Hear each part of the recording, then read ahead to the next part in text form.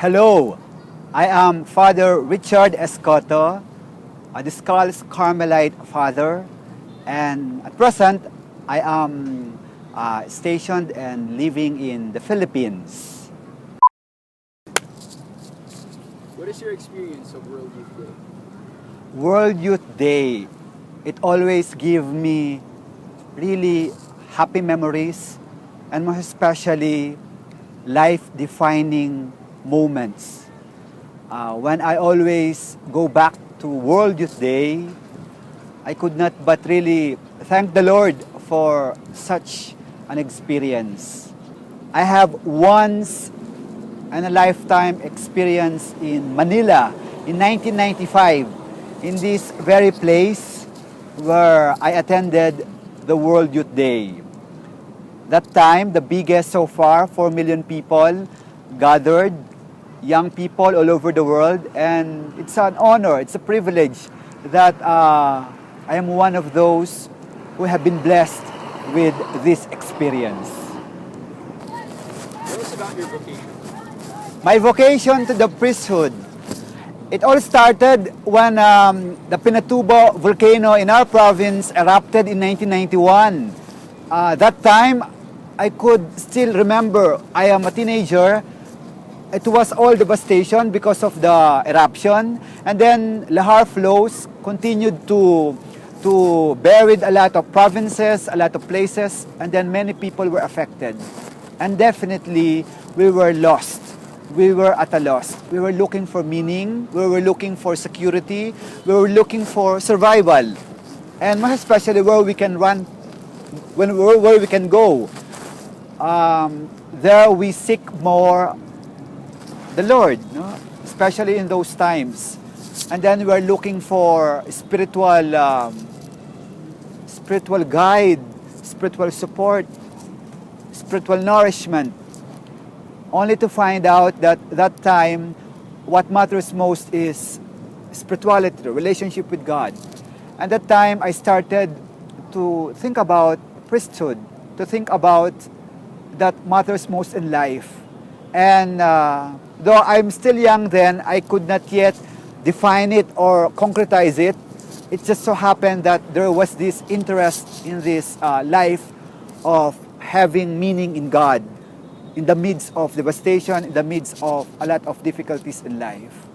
There, little by little, my eyes opened up in what's essential, in devoting life that will be permanent, that will be most essential, and I find that in God. Though that time it was yet unclear. Then, 3 years after, that was 1991, 1992, World Youth Day, 1995, here in Manila. Pope John Paul II came, gathering of all the youth around the world.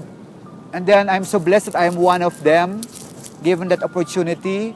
Then, in this place, in the homily of Pope John Paul, the theme was, "As the Father has sent me, so I send you." And then there was this clear, very clear invitation. And then I would started to really reflect on it. Perhaps this is the life that I am looking for. And then, listening more into it, praying into it, asking for spiritual guidance, I finally say, I would like to become a priest with Pope John Paul II as my example. Who young people should come to World Youth Day? Oh, that's a very good question. World Youth Day is open for all young people. Whether you are poor or rich, whether you are abroad or in a locality, whether you are really searching for meaning or really finding purpose in life, this is for you. Because World Youth Day is an encounter wherein you can really find your meaning. Especially we young people are really looking for meaning, for purpose. And in this World Youth Day, as all attested by the participants and I myself, would say that since I'm looking for purpose, I'm looking for meaning, I'm looking for somebody, someone who give fullness of my life, it is this place, it is this encounter, World Youth Day, open for all. What is your work in the Philippines? Now, as a Carmelite priest, I am 5 years in the ministry. At present, I am given the ministry to promote, nurture, and shepherd vocations. So this time, it's really a very interesting, difficult, yet very inspiring ministry to invite and nurture vocations, especially to religious life. As far as the invitation to everyone to find their vocation, in my own status now, and in the way that I am entrusted with this ministry, I hope that I could journey more and more to a lot of people, especially to those who are really serious, sincere in their journey to find their vocation. It is not as grand and as busy like those assigned in the parish ministry, parish work. As far as shepherding vocation, especially now wherein there are few people, young people are really into it, no? But what is important now is really accompaniment, journeying, shepherding with them. And it is also a privilege on my part that having such experience of being called, having this friendship, I could also journey with them. And eventually, they will also find where their heart is. So, vocation is a beautiful ministry that's given and trusted to me. What is divine mercy for you, and who is John Paul II? Divine mercy, it is not just a theory, a theology. For me, divine mercy is really a person encountered, especially in my life, especially in my journey. Who am I to be here? Who am I to have this experience of World Youth Day? Who am I with all the things that happened to me, with all my brokenness, with all my sinfulness? Because of this encounter with the divine mercy, and this divine mercy has a face, has a name, our Lord Jesus Christ. That's why here I am. Here I am. And it humbles me. At the same time, it gives me the sense of meaning in my life to encounter this person of divine mercy. That's why everything now, from my ministry, from my vocation, from my life journey, I would like really to be open more and more to this divine mercy, who is a person, and share this divine mercy to others, especially those who are in search, who are in need, who are longing for meaning. Hence, divine mercy, who is God Himself, I could always feel and I could always be encountering in my life. I have nothing to ask more. John Paul II, how can I forget him?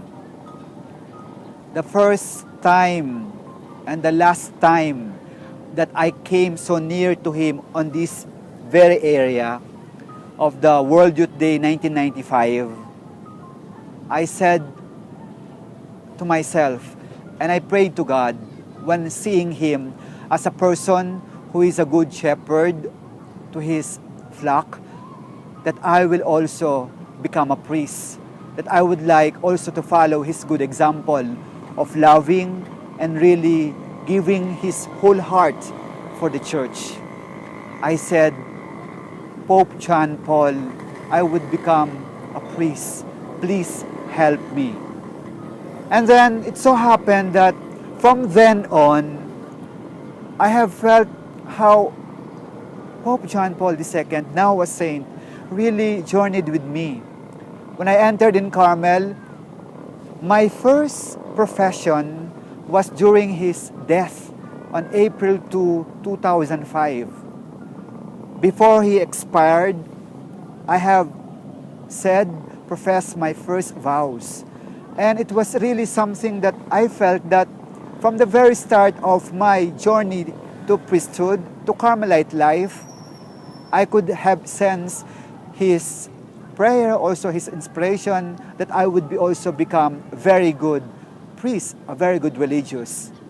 And really, there's so much connection with him, especially in Carmel. When I entered Carmel, only to find out that Pope John Paul II has so much journey and love with Carmelite spirituality. He almost became a Carmelite in his vocation.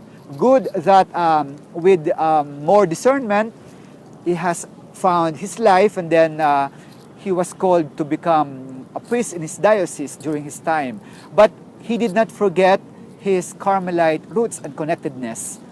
Up to now, he is so much really with the Carmelite rhythm, Carmelite spirituality. And then also, it's a beautiful, really something that I will always be treasuring on the example and on the journey of Pope John Paul II to me. Because to value more life is to find oneself passionately and giving more 100% in loving and in following Jesus our Lord. So, Pope John Paul II is really an inspiration for me to claim and to be happy and to be really who I am in the ministry of really serving the Lord, our Lord Jesus Christ, who is always our divine mercy.